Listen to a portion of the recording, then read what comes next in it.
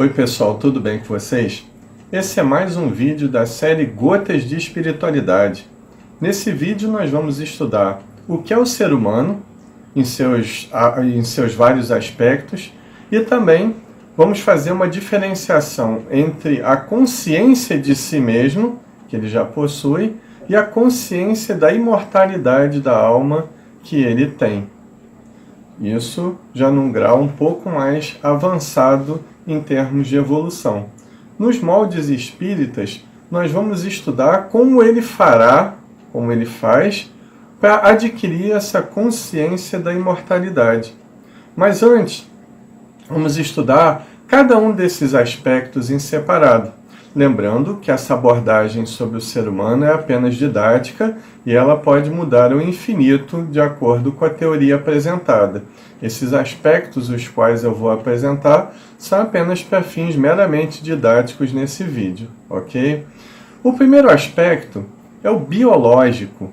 Através do nosso corpo físico, nós podemos nos interarmos com as outras pessoas dessa dimensão a qual nós estamos encarnados, e também nós podemos perceber as influências do meio e também influenciarmos esse meio através dos sentidos do corpo físico, da visão, do olfato, da gustação, do tato, da audição, enfim, através desses sentidos nós fazemos as trocas necessárias de experiência com os outros seres humanos e também com o meio onde a gente vive.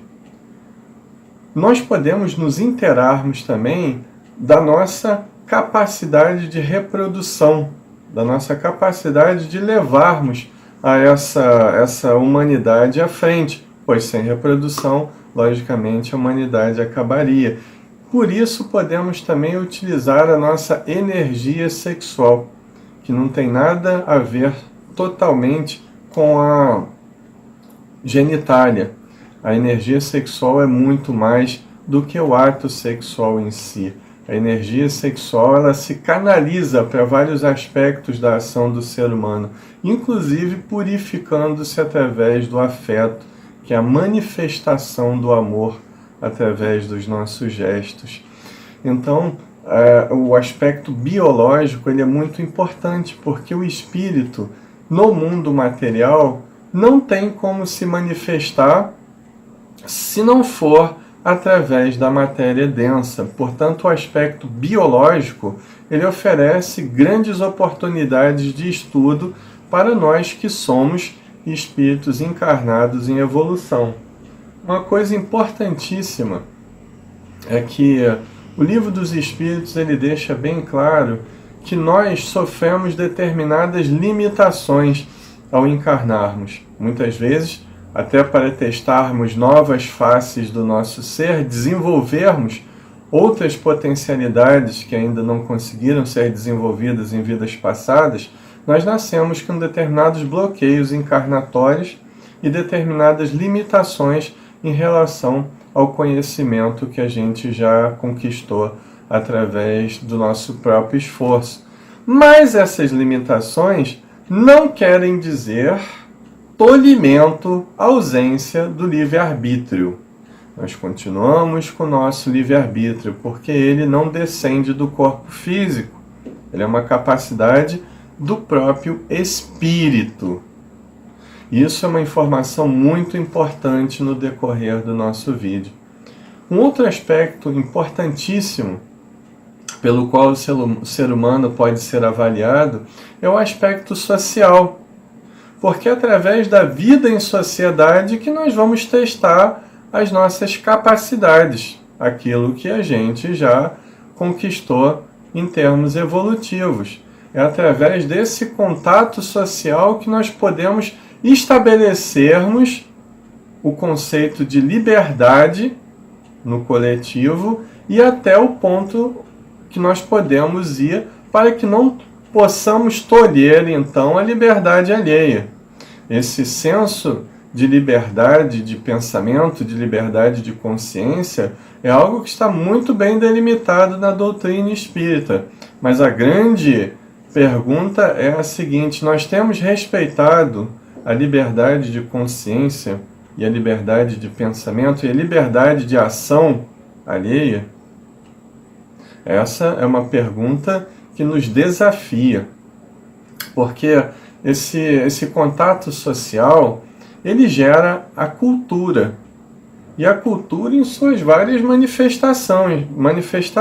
Imagine quão chato o mundo seria se existisse só uma opinião a respeito de determinada coisa, se existisse só uma cultura, só uma manifestação artística, só uma tendência religiosa ou filosófica, só apenas uma linha, uma forma de se pesquisar academicamente. Quão chato o mundo seria. Nós precisamos dessa diversidade.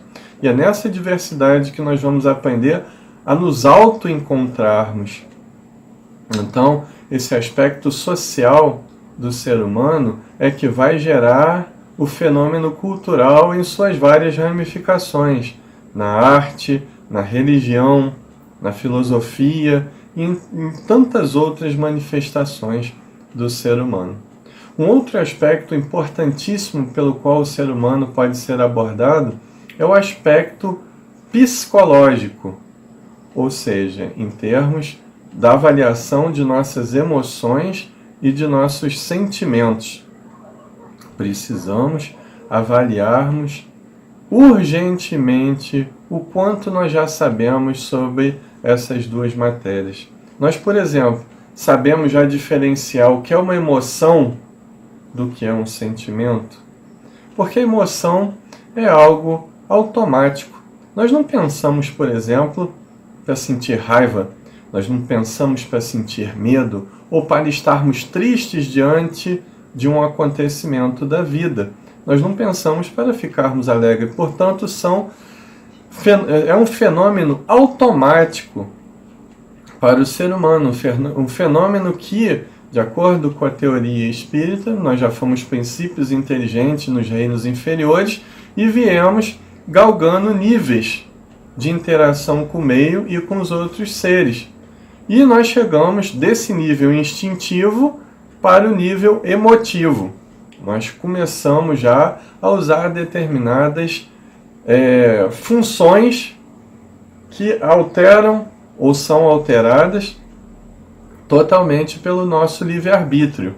E é a partir dessas emoções que nós elaboramos os nossos sentimentos. Porque se na emoção básica não entra o fator livre-arbítrio, porque ela é automática, é uma forma de reagir ao meio e às ações das outras pessoas, nós, através do nosso livre-arbítrio, podemos escolher os nossos sentimentos. Um exemplo: se eu não posso escolher sentir raiva, eu posso perfeitamente escolher não sentir ódio de alguém, não premeditar a vingança contra esse alguém, não querer ver esse alguém destruído. E eu posso também escolher não sentir mágoa, não ficar com aquele ressentimento de alguém que eu acho ou que realmente me fez alguma coisa de ruim. Então, desse lado psicológico, nós precisamos estudar tanto intelectualmente o que são as emoções e os sentimentos, aprendendo a diferenciar cada um deles e, sobretudo, vivenciá-los no nosso dia a dia, nas nossas oportunidades evolutivas do cotidiano. Então é a partir desse discernimento que vai, então, ser enfatizado o aspecto espiritual do ser humano, que lida diretamente com essa consciência da imortalidade. E é sobre esse aspecto em específico que nós vamos falar agora, a partir de agora. Esse aspecto espiritual é o coroamento da evolução. É quando nós adquirimos a consciência de nós mesmos. Na doutrina espírita, passamos do princípio inteligente ainda não individualizado, ainda não tendo a consciência de si mesmo, para a condição de espíritos, seres já com a consciência de si mesmos e dotados relativamente de livre-arbítrio, e vamos desenvolvendo essa capacidade ao longo das encarnações. E a partir dessa consciência de si mesmo que nós vamos desenvolvendo a inteligência, que é um dos atributos do espírito. Dizem os espíritos amigos a Kardec que a inteligência não é o próprio espírito, é apenas um dos atributos do espírito. Então, que coisa magnânima, que coisa inexplicável ainda para nós, em nosso atual nível evolutivo, que não é o espírito. Hoje em dia já se tem algumas teorias a respeito da inteligência, onde ela se multifaceta, ou seja, a inteligência pode apresentar várias manifestações, como por exemplo na abordagem das inteligências múltiplas de Howard Gardner, ou ainda do entrelaçamento entre emoções e sentimentos e o poder cognitivo do ser humano, estudado na teoria da inteligência emocional de Daniel Goleman. Então, se essa inteligência de algo extremamente complexo, que nós ainda não conseguimos aprender toda a profundidade, fará o espírito, que é o ser diferenciado da matéria, é uma das potencialidades do universo, quão grande é a capacidade que nós temos, quão singulares nós somos, né? E é justamente essa motivação que a doutrina espírita nos oferece, descobrir essa singularidade. E esse pensamento, essa inteligência também está totalmente ligada à nossa capacidade de pensar. O pensamento é uma espécie de energia. O pensamento é a própria manifestação direta do livre-arbítrio do espírito. E ele chega a um determinado ponto e se transforma em vontade. Ele se expande do ser e vai ao encontro do meio e dos outros seres. Esse pensamento é regido também pela intenção e pela consciência. Consciência no sentido de sensor moral, de como lidarmos com ética no meio coletivo, não no sentido apenas de uma, entre aspas, partes da psique humana. Essa consciência é o nosso sensor do bem e do mal dentro de nós, segundo os próprios espíritos. Nos aprofundando nessa questão do aspecto espiritual do ser humano, nós vamos ver que a doutrina espírita nos ensina que somos seres espirituais, nós somos espíritos. Em essência, nós não somos o nosso corpo, apenas nós temos momentaneamente esse corpo físico para nos manifestarmos na dimensão na qual nós estamos inseridos. Mas nós somos espíritos imortais, destinados à perfeição relativa, porque perfeição absoluta só Deus a possui. Então, a visão que o Espiritismo nos traz é que nós somos seres imortais, momentaneamente reencarnados nesse corpo de energia densa. E com esse conhecimento, um outro é decorrente, que é a interexistência. Para nós entendermos o que é interexistência, que é nós interagirmos em várias dimensões ao mesmo tempo, nós vamos citar um exemplo. Estamos aqui agora reencarnados nessa dimensão que podemos chamar de energia densa ou material, mas se estivermos pensando em alguém que já desencarnou, quer seja com apego, quer seja apenas com saudade, com amor e etc., nós nos transportaremos para onde essa pessoa está. Se nós, ao reencarnarmos, é claro que deixamos muitas outras pessoas queridas e determinadas situações e lugares o qual nós estávamos no mundo espiritual, antes de voltarmos a esse corpo físico, é lógico que muitas vezes voltamos até esses lugares durante a nossa vida do corpo físico, através do desdobramento, através do fenômeno mediúnico, não importa aqui agora, nesse momento, como fazemos isso. Mas o fato é que onde nossa mente projeta a vontade, é lá que nós estaremos. Muitos se preocupam de irem para o umbral, para a zona de trevas, quando morrerem, ou de irem para nosso lar, ou para uma colônia superior e tal. Não importa, o que importa nisso tudo é onde a nossa mente foca. Nós somos a nossa própria mente, nós somos espíritos. Nós somos o nosso próprio pensamento. Jesus dizia, onde teu coração estiver, aí estará o teu tesouro, ou vice-versa. E é uma grande realidade em termos universais. Então não nos preocupemos para onde nós vamos após a morte. Nos preocupemos agora, nesse momento, no que nós estamos pensando. Qual o nosso modo de vida? Quais são os nossos valores de mundo e para nós mesmos? É essa a preocupação maior que nós devemos ter. E é justamente com essa preocupação que agora nós entramos na terapia espírita para essa autolibertação, para essa conquista da consciência da imortalidade. E é justamente essa preocupação que o espírito Alex Arthur, no livro Superando os Desafios Íntimos, se preocupou em nos mostrar de uma forma bem objetiva.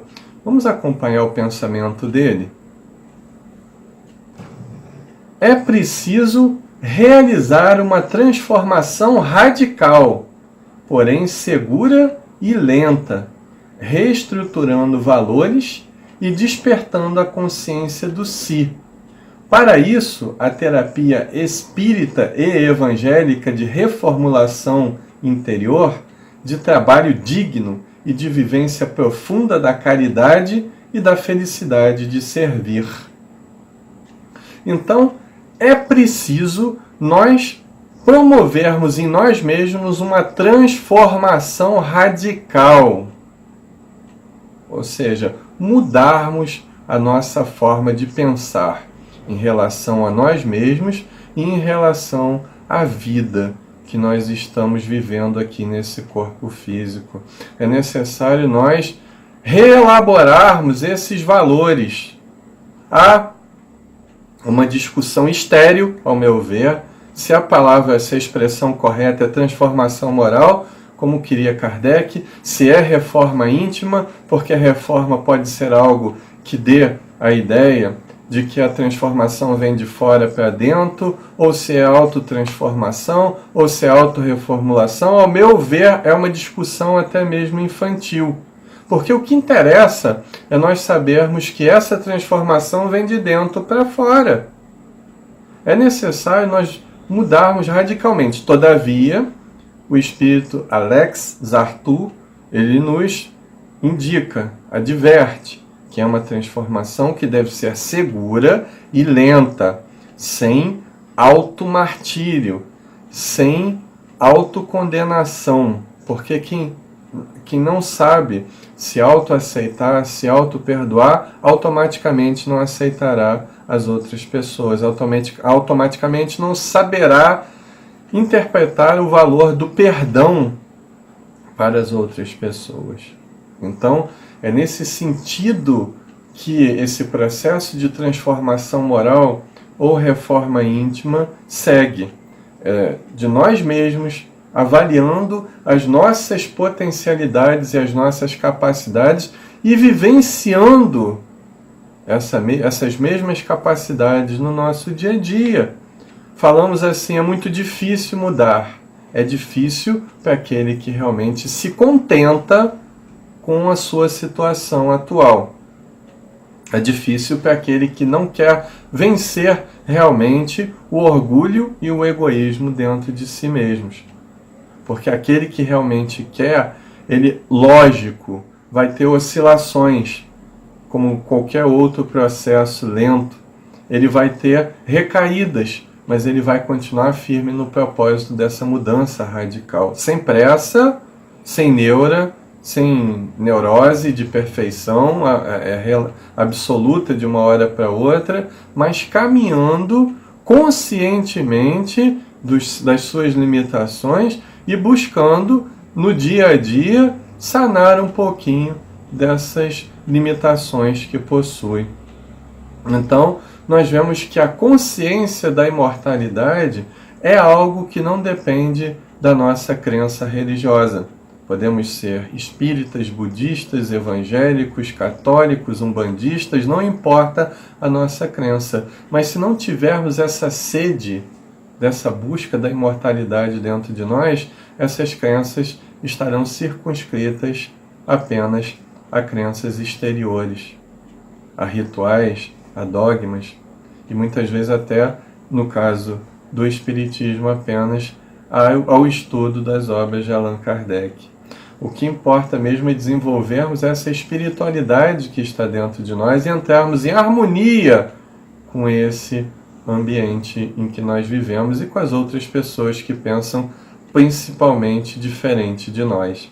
Aí nós poderemos unir todos esses aspectos do ser humano e fazemos com que eles trabalhem para uma única finalidade, que é o autoconhecimento. Nós pegaremos o aspecto biológico, que é realmente a manifestação do nosso corpo físico, porque nós precisamos dela enquanto estivermos encarnados. Vamos saber usar o aspecto social ao nosso favor, estudando todas as culturas, estudando todo o pensamento humano diferente do nosso e fazendo a síntese para crescermos em nossas opiniões e em nossas convicções. Aí nós estudaremos as nossas emoções e sentimentos voltadas não para a vitimização, mas para o crescimento interno, sem desculpismos. E aí nós conseguiremos realmente chegar a esse aspecto espiritual, que é a imortalidade. Nós somos luz, e para a luz nós fomos criados, para a felicidade nós fomos criados. O ser humano é, em sua essência, alegria. Deus nos criou para alegria e não para a tristeza. Tristeza, raiva e medo são apenas mecanismos de defesa necessários para o ser humano em seu atual nível evolutivo no planeta Terra. Mas a nossa essência é a alegria. O nosso destino é a felicidade. Se você gostou desse vídeo, inscreva-se em nosso canal. Se você já é inscrito no nosso canal, toque o sino ao lado do botão de inscrição para receber informação sobre novos vídeos. Para aqueles que não me conhecem ainda, meu nome é Marcelo Furtado e esse é o canal Oficina de Espiritualidade. Desejo a todos muita paz, saúde e realizações.